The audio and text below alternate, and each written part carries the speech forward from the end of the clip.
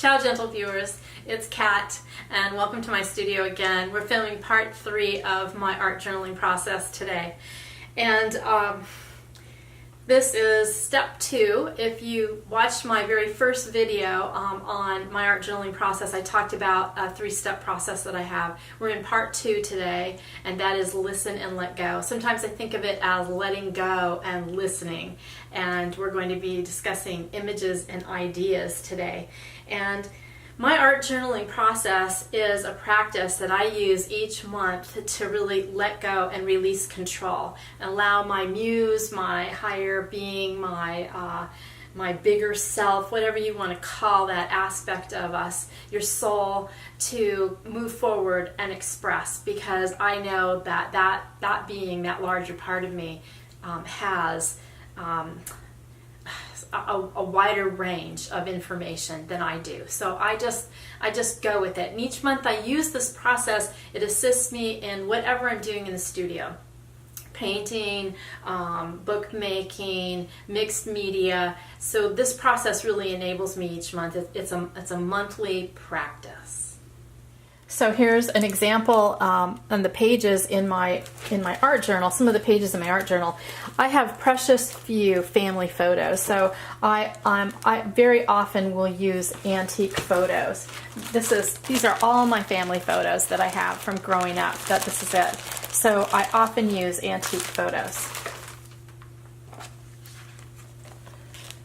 I keep antique photos that I use in place of my old family pictures in this album, and I have others in other folders.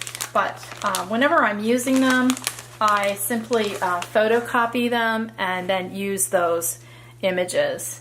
So I keep them in these little sheets, and it works out really well.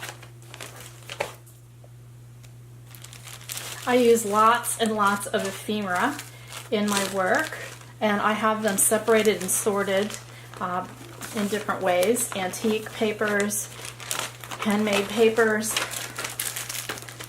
photocopies, wrapping papers, crunchy stuff, all different kinds of things, just to give you an idea of some of the things. When I go to do my art journaling process, I gather all these pieces together. I just pick what appeals to me in the moment.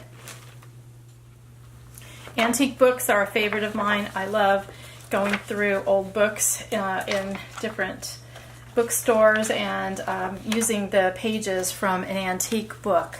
Anything that's crumbling, falling apart, before or right at the turn of the century, you can use. And books on the natural world are some of the things that I love and use all the time, looking at their deeper meaning and expressing myself through nature.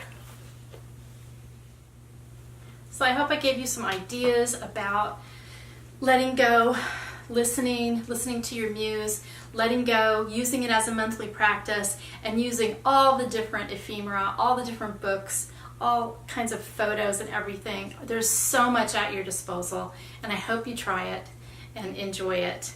Thanks so much, and ciao for now.